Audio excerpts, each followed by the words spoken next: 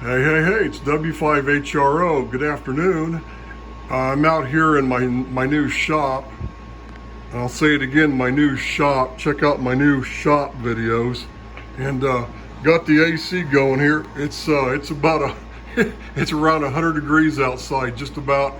It's going to be 100 degrees in about another hour. It's about 96 or 97 right now. It's a scorcher outside. We've had 100 degrees the past couple days, but this is that Courier 23 that I said I thought the power transformer smoked on me. This is the one that I'm using, of course, for my 10 meter setup with the Dimco audio compressor going to it and going through that 100 watt linear amplifier.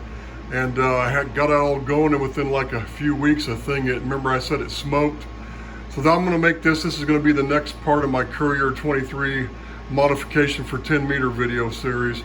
And what it turned out to be, it was something really simple. I mean, I've already got it working. See, it wasn't the power transformer. And hopefully you can hear me with the fan noise of this AC unit going. But I have to have it because even with it, I'm sweating just a little bit. I just turned it on a little while ago. Took me about 15-20 minutes to come out here and change that diode. Well, let me explain to you what it was. Here on the output of the power supply, the power transformer, you have this one 600 PVI diode going to ground, then one here. That's basically the rectification for the supply. This one here going to ground was shorted. And here's the one I pulled out. I have it on the clip leads, and it's showing about 26.6 ohms. And if I go to the continuity checker, the ringer, see, and if I go to diode check, that should be 0.5 to 0.6 volts. And it's showing 0.03, 0.04. So that's what's wrong. That diode shorted on me. So that's all it was, and it didn't. Luckily, it wasn't the power transformer. Like I said, it took me about 15-20 minutes to fix it. So thank God it's working again. That's all it was. I normally change those small PVI diodes like that when I restore these things, but when I worked on this thing, I had so many caps to change and so many modifications to do that I just kind of left it and didn't really think about it. If I would have done what I normally do, I normally change these really low PVI voltage diodes.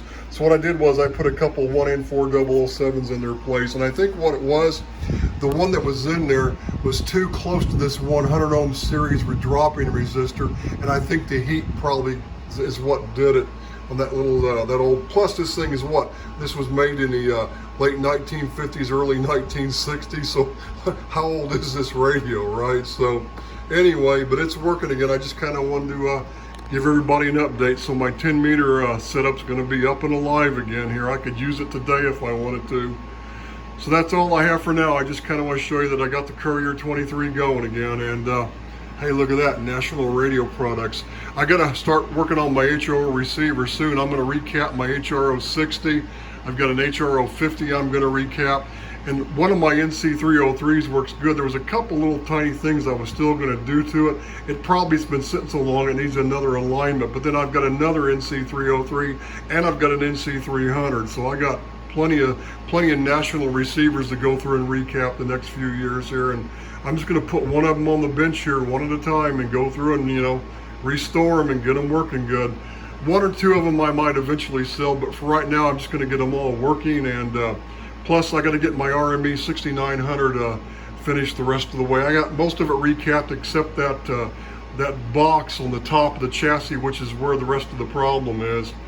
So that's all I have for now. This is W5HRO in my new shop. I'll say it again, my new shop.